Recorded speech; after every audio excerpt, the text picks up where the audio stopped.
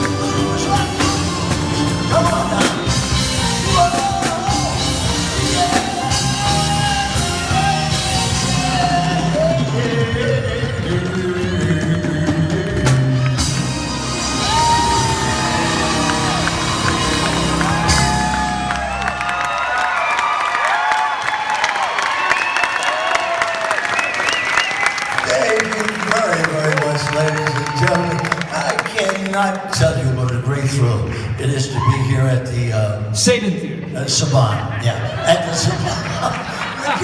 What did you call it? Saban. No, it's the Saban. Anyway, we are thrilled to be here, and I can't tell you what a thrill it is to see such smiling, happy faces. Well, for the most part. For the most part, there are a few guys in the first or second, third row that are kind of sitting here going, oh, hell. If there's anything I hate's a damn Indian dressed up like a wedding cake. Didn't even want to come here tonight. Why would Wendy drag me here? She ain't gonna lie to me. She told me it was old Olivia Newton. I didn't want to listen to Fig Newton. Is that what he said?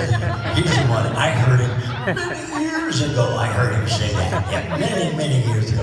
Ladies and gentlemen, we are truly thrilled to be here. And I gotta say, it's been an interesting day because when I came here for rehearsal, I parked my car, and there was a guy walking his dog, and he looked at me and he went, ooh.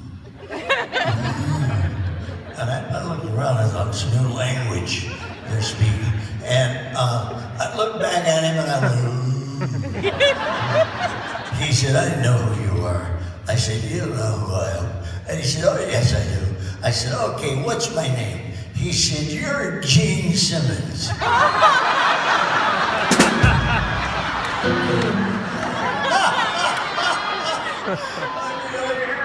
like Gene a lot, but I didn't consider that a compliment. I love his wife, but she and I did a movie together. I thought I better explain that. Anyway, on my way here, though, on my way tonight, my wife was with me, and she got a tremendous headaches and cramps and wedding band too tight. And so I stopped at Greenwald's. No. What's the name of it? Walgreens. Oh, thank you very much. I knew there'd be somebody here that knew where they passed out the drugs.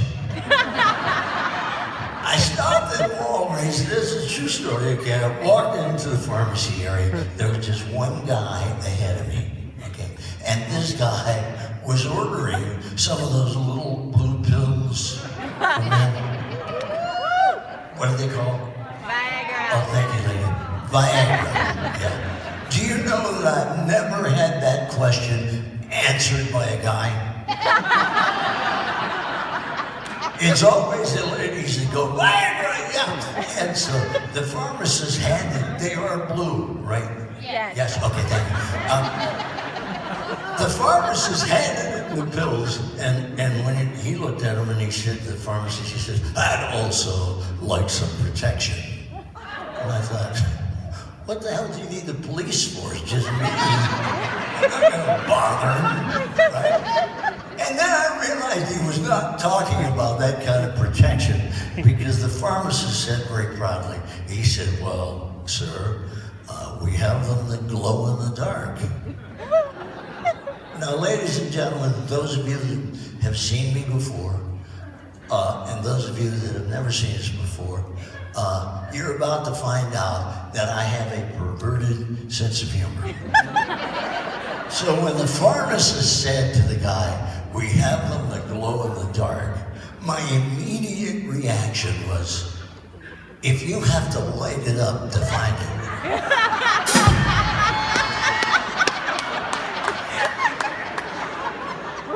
Should you be using it at all? And then the pharmacist said, well, we have them in 6-pack. You can explain that to the bass player later. Okay, yeah. He said, we have the 6-pack, 9-pack, and 12-pack. And the guy said, what's the 6-pack for? And the pharmacist said, that's for people who need a Monday, Tuesday, Wednesday, Thursday, Friday, Saturday, and they go to church on Sunday. What about the 9-pack? He said, that's for people who need a Monday, Tuesday, Wednesday, Thursday, Friday, Saturday, and they need them 3 times on Sunday. What a bunch of crap that is. Because I remember the commercial on television that had the little disclaimer at the end of that product, and it said, there is another condition that goes with this product. And if that problem lasts more than 4 hours.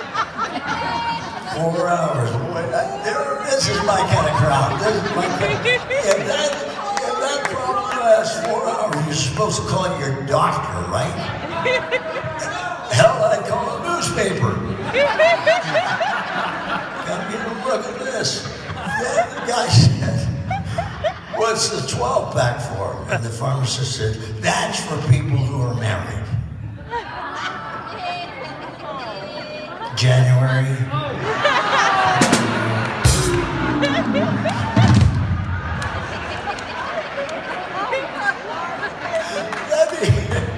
Let me ask you a question. How many of you have ever seen us before? Let me hear you play. How many of you have never seen us before? Let me hear you.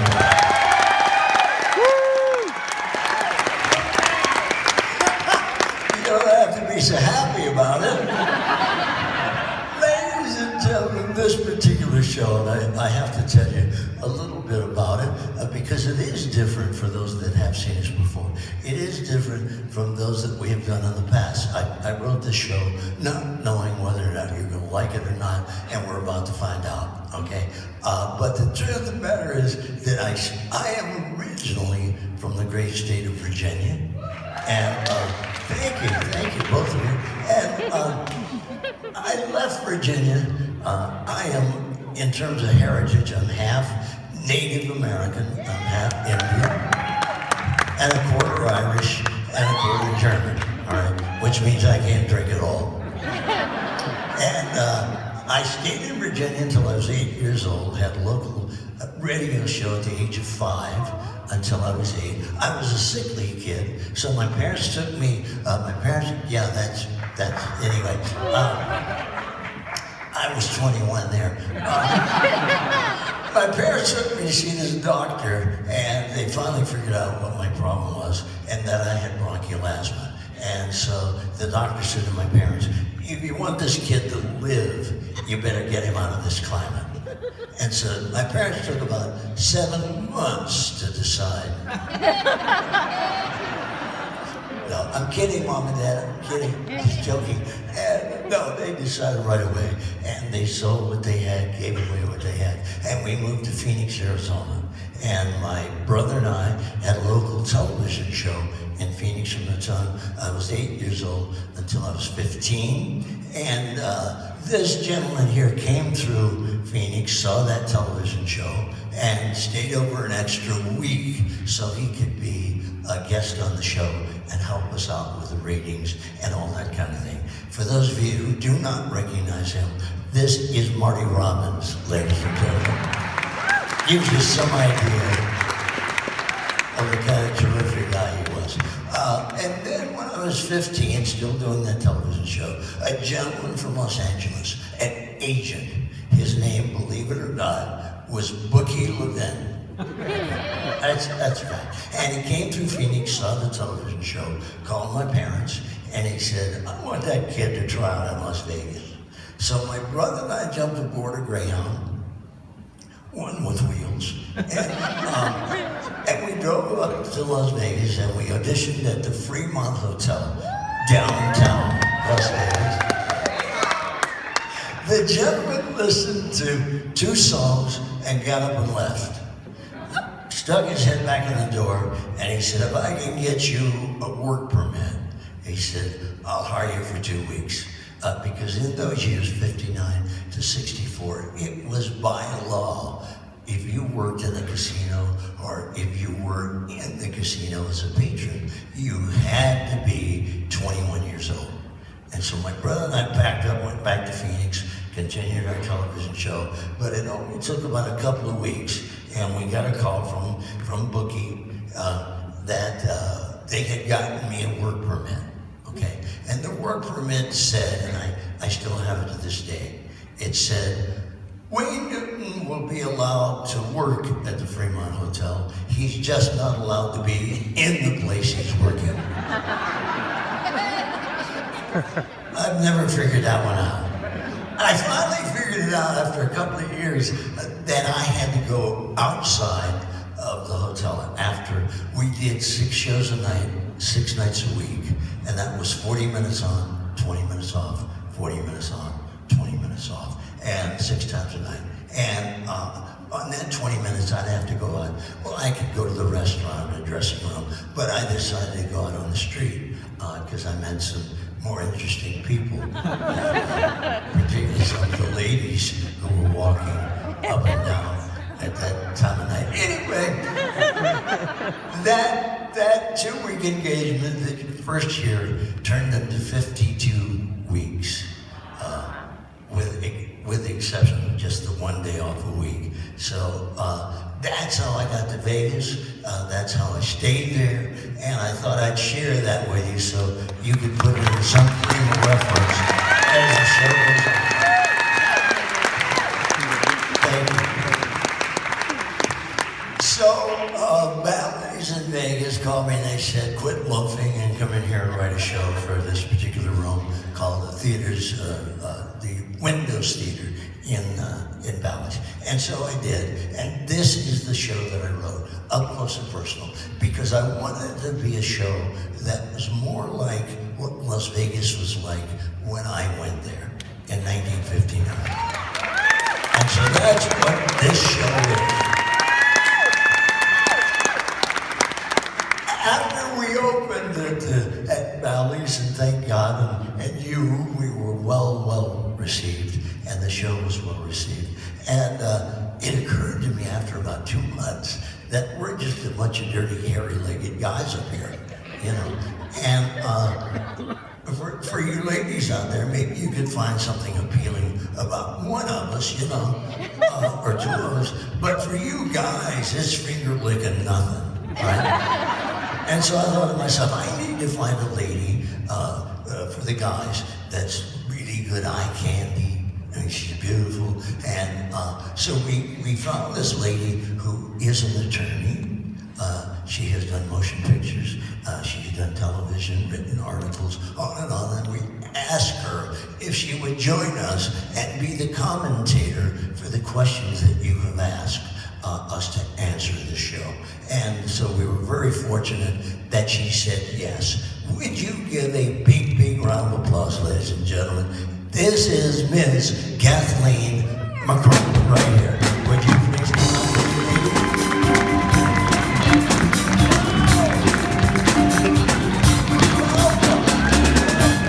Hey guys, this is for you. Well, not for you, I mean to look at. I was going to say, I haven't even finished the show yet. I'm so thrilled to be here, and Isn't this beautiful? It's gorgeous. a 100-year-old theater. Isn't this magnificent? Beautiful. I met with Mark before the show. You can get us both on the line if you will. Yeah, That's okay. I can sneak closer to you. I wouldn't mind that.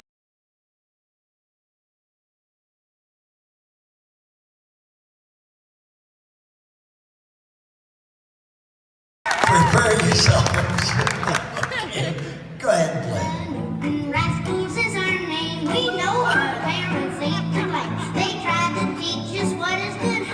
I guess that we misunderstood. Rascal, we're gonna play it for you now. You golden heard it now.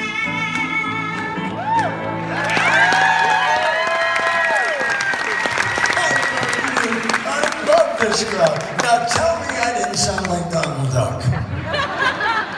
That was my first one. I sold 3 copies.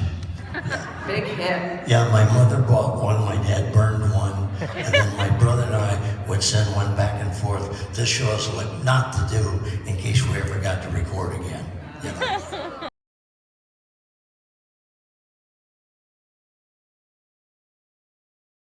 A little bit of this song. Could you turn the light on again? Because seated in the audience is a lifelong friend of mine from having met Bobby. First he started out being Bobby's PR man and then ended up being his manager.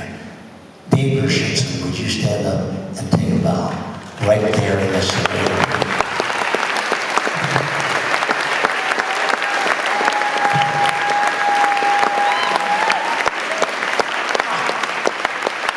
Our song sounded like this. Dave has heard it before.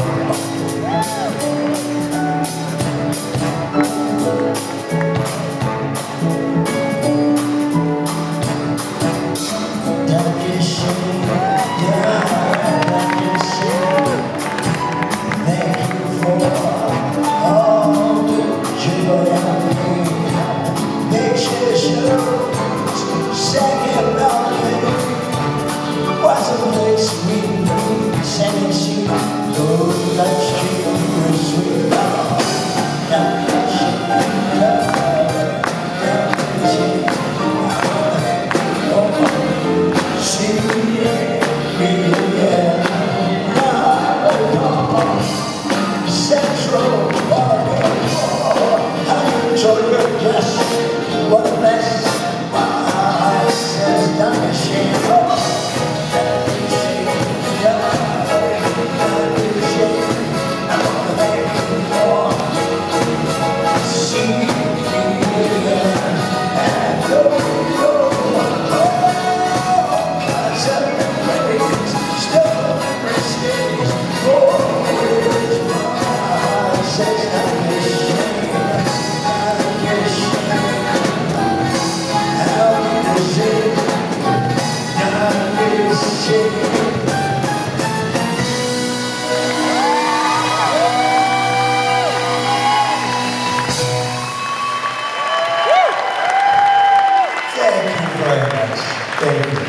Was Danke Schoen your biggest hit? It was not my biggest hit, but it has been the one that has lasted the test of time. It's become a hit about every 10 years, and thank God it's still doing it. So it's certainly the most requested song I've ever recorded. So what was more of a hit than Danke Schoen? Daddy, Don't You Walk So Fast. Sold 5 million copies as a single and went double platinum as an album. So, And how did you end up with Daddy, Don't You Walk So Fast? well, 2 guys from England who wrote it sent it to me, actually through Bobby's office. And I started singing the song on stage in Vegas. And I found that people were coming in just to hear that song. And they would ask for it. And so I called the gentleman at Capitol Records, which I had been with for about 14 years. And I said, I'm getting incredible reaction to this song that I'm doing on stage live. And I think I should record it. And he said, what is it? And I said, I'll send it to you. So I did. And he called me back and said, it's a terrible song. And so I went with someone else, recorded the song anyway, and went into his office at Capitol Records. And he was sitting there with his feet on his desk, waiting for me. And I handed him the acetate, and he put it on his little record player, and he played it. And when it was over, he said to me, that could be the worst song I've ever heard. And I don't usually get angry. I like to think of myself at least. That's my story, and I'm sticking to it. I'm pretty even keeled that way. But that so irritated me with his attitude. And I said, well, why don't you, since I've paid for the song already, why don't you just give me the acetate back and give me back my contract at the same time?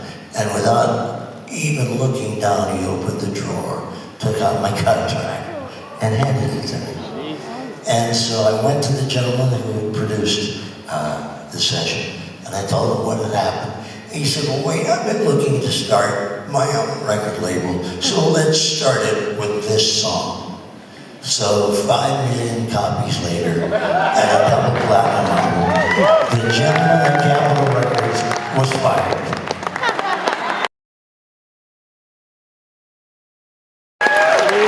Marcus, I know you didn't rehearse this either, but this crowd wants certain things, and we're going to give it to them.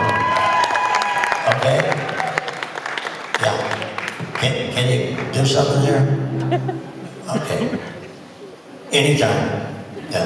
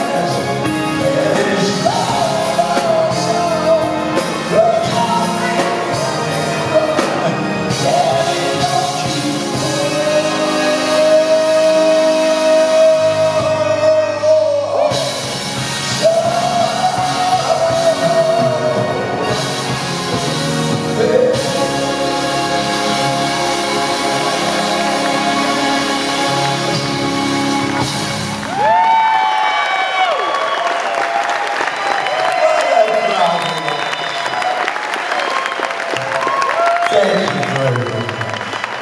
Thank you.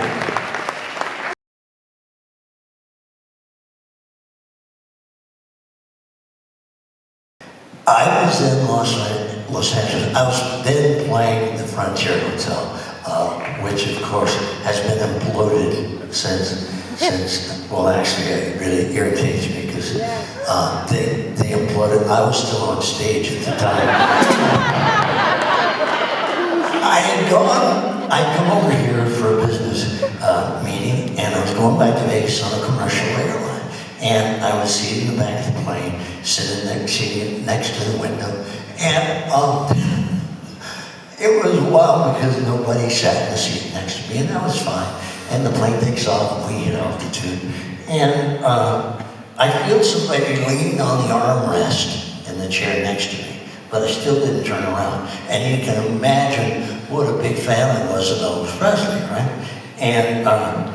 And so all of a sudden I hear, wait! And I turn around, and ladies and gentlemen, there stood God. And he didn't have his cape or any of that stuff, but it was Elvis, right? And so I started mumbling about how thrilled I was to meet him all. And he said, yeah, I like what you do too. Listen, he said, I want to ask you a question. I said, sure. He said, do you know a girl by the name of Sandy Farrah? And I said, well, yeah. I said, yes, I do. As a matter of fact, we're dating. And he said, so are we. And we both started to laugh, and we became instantaneous friends, and that's how I met Elvis Presley. Wait, you can't let the story end there. Wait a minute, I can't let it in there. Who did Sandy pick? You or Elvis, right, ladies? Don't we want to know? Yes. Well, it just so happened that she invariably made the right choice. Would you turn up the house lights, ladies and gentlemen? Yeah, kill the spotlight a second. Because Sandy is here tonight, and with her, her husband of 40 years, ladies and gentlemen, Mr. Wink Martindale!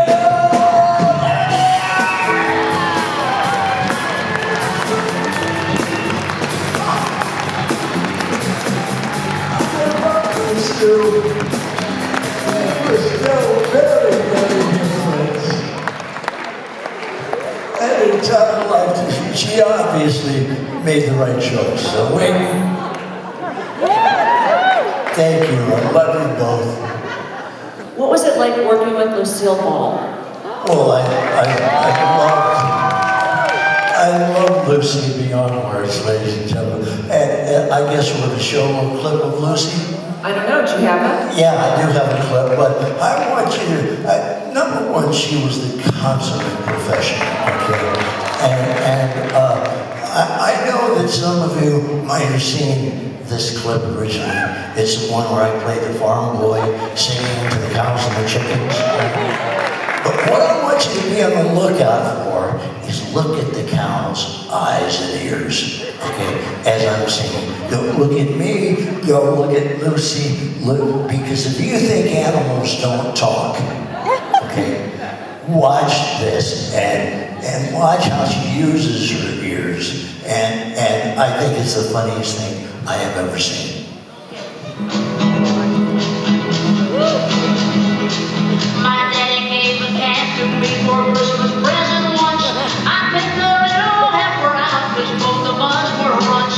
She never had no sense, but she grew up alright somehow. And when it comes to giving milk, she's an educated cow. Bessie, that bird, the queen of all the cows, is more milk than they allow. In the morning she is pasteurized, at night she is homogenized. Bessie, that bird, the queen of all the cows. I took her to She was looking at Lucy like, can't you shut him up? It was such fun.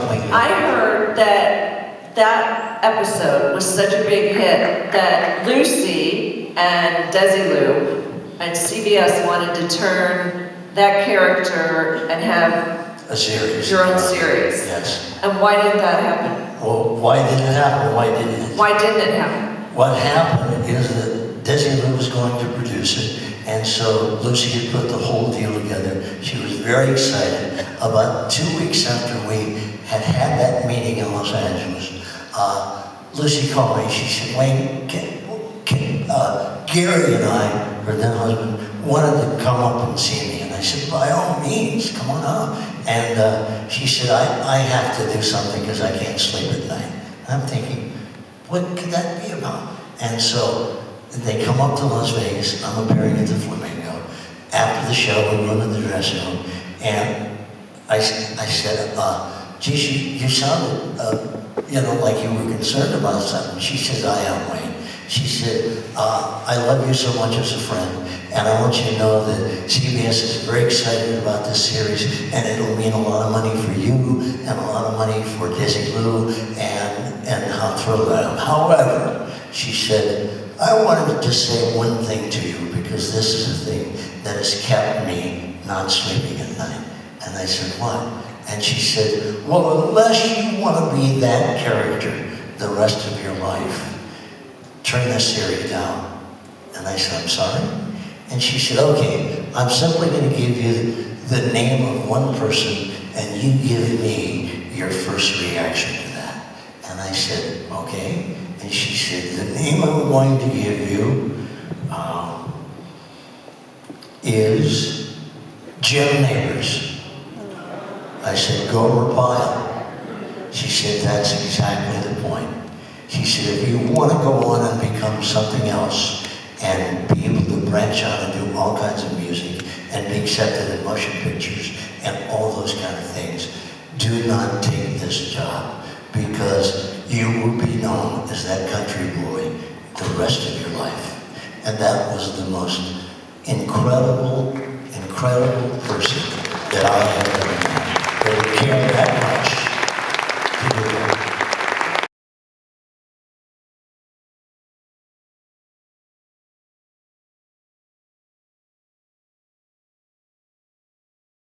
One of those guys up there was hilarious, right? All of them were hilarious, but Dean Martin was unbelievable. Okay, now how many of you, tell me about your applause, how many of you think that the drinking thing was just part of his act? Part of it. Okay? I am so sorry to disappoint you. He loved drinking, but he was not a guy that looked for trouble when he drank, okay? He just wanted to have a good time. He didn't know anybody's wife or any of that kind of thing. And so he says to me one night, he said, hey, Lenny, he says, did you come to LA and do a television show? And I said, of course. I said, when? He said, oh, I'm contact you. And so they did contact me. I found myself commuting back and forth to Los Angeles over here from Vegas, because I had to be back at night to do 2 shows, right? And we'd rehearse all day with the orchestra, and this went on for 5 days. Dean didn't show up for 1 rehearsal. Not one, okay? Came time to film the show, his producer, Greg Garrison, walked out and he said, listen, kid, he said, go ahead and just do the medley. He said, the old man will follow you. And so, ladies and gentlemen, I have that medley, all right? Now, I want you to look out for 3 things during this medley. Number 1, I told you that I was born and raised with bronchial asthma. So it's a challenge to sing with someone who's smoking. That's one. Number 2, when I sing to someone or talking to, I look at you, right? Notice how many times Dean looks at me. Okay, he's looking over here, he's looking over here, over here, and sometimes I'm there. And I figured out halfway through this medley that the reason that was going on is not to offend me in any way, okay? It's just that's where the cue cards were. And so knowing that and figuring out, I figured this is my chance to have some fun with Dean. So at the end of the medley, I did something that was a total surprise to Dean and a total surprise to his producer and director, which could account for the reason why I was not invited back right away to do another Dean Martin show. So here is that medley, and pay attention to those things I was talking about. Well, thank you, Dean. I can't tell you what a great thrill it is to be here, especially without a hit record. Well, let's borrow a couple from Mr. Jolson. He has some great ones. Why not? Nothing could be finer than to be in Carolina in the morning. Nothing could be sweeter than my sweetie when I meet her in the morning. If I had a Latin slam for only a day, I'd make a wish and here's what I say. nothing could be finer than to be in Carolina in the morning. Is it true what they say about us? Does the sun shine all day long? You did laugh, you did love, like they say in every song. That's where I belong. Say goodbye. Say don't cry. And that choo-choo train's gonna take me far away from town. I said it makes me. Yes, me Tootsie Ann. You ain't working. What's wrong with me? I'm not You don't get a letter and you know I can't write. say goodbye. Say goodbye. I'm on the bandit around. There'll be no Jesus hanging around. And so on the soul. Here I go. I'm on the bandit around. Sorry. My baby. The folks up north. Well, see you on. When you just want to show. You only want showers. You know your way. They bring the flowers that bring rain. So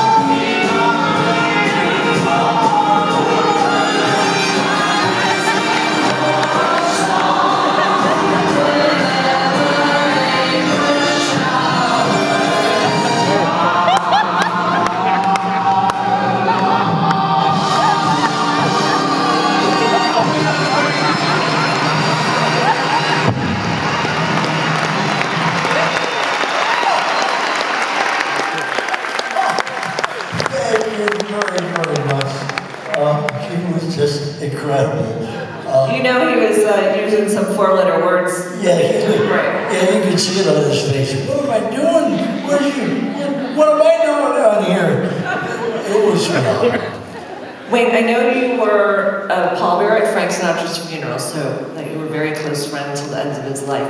But tell us something about Frank Sinatra that we wouldn't know.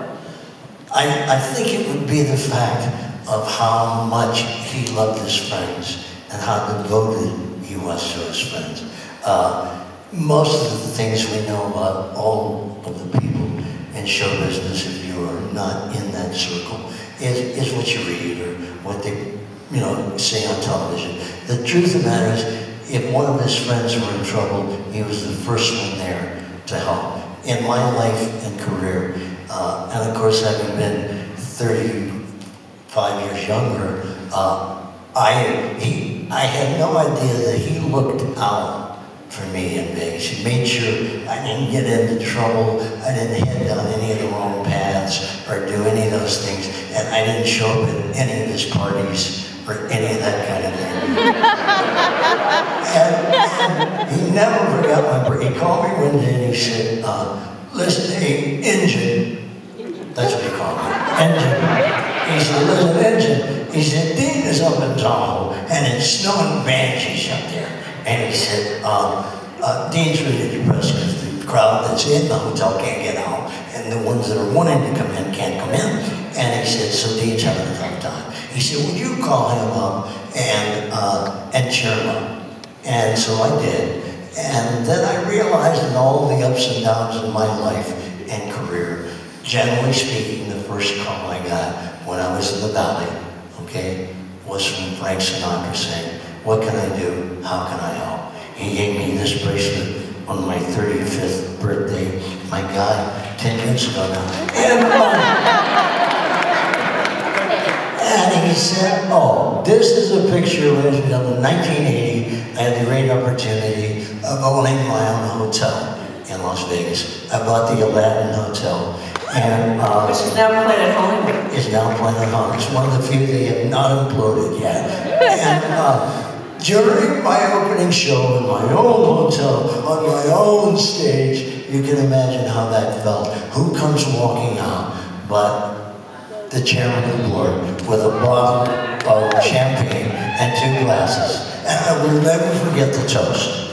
The toast said, here's to saloon singers. Oh, saloon singers never die. We simply end up owning the joints. He was an incredible. He sent me this microphone that he used for my birthday in 1983. And it says, Dear Engine, I got started on one of these when you were a papoose. I mean, I know you're not done, but if it's okay, I'm going to leave the stage a little early. Are you okay? Well, now that you asked, well, my husband took me to Greenwald's on the way to work because I had a headache and cramps and, what was it? Wedding neck. Yeah, my wedding band was too tight. You didn't think she let me get away with that, Nope. did you? Ladies and gentlemen, I've always lived by one parable, and that is always tell the truth, just don't always sell it, right? And that's what I've done with this gorgeous lady, because everything I've told you about her is the truth. She is an attorney. She has done movies. She has done television. She's written articles, and exquisitely beautiful. And her maiden name is Kathleen McCrone, which is how I introduced her. Her married name, ladies and gentlemen, is Kathleen McCrone Newton. And our 23rd birthday anniversary is tomorrow.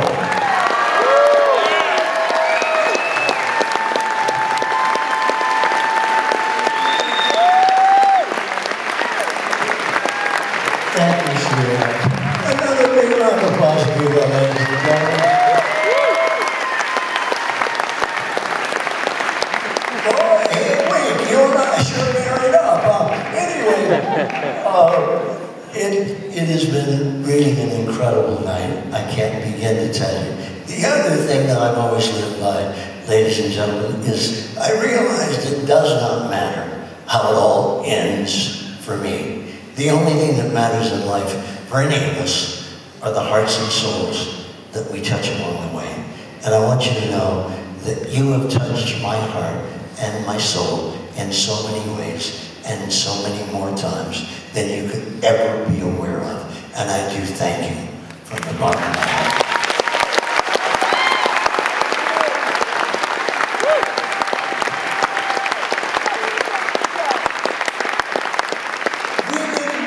Banjo, I'm sorry, because it's on the clip there with Jack Benny.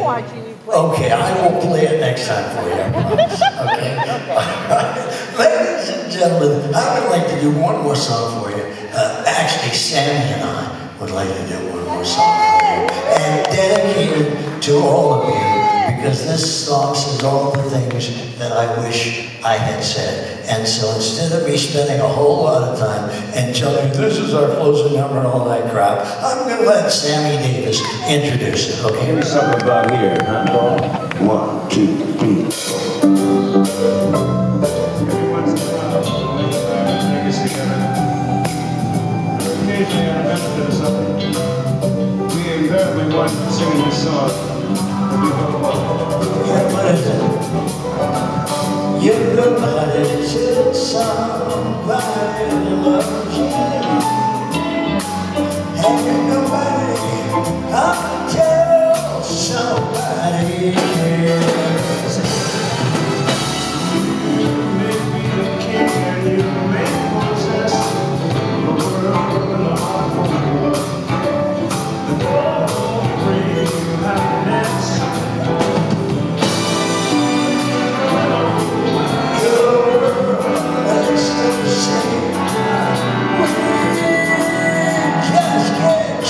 Trader Joe's.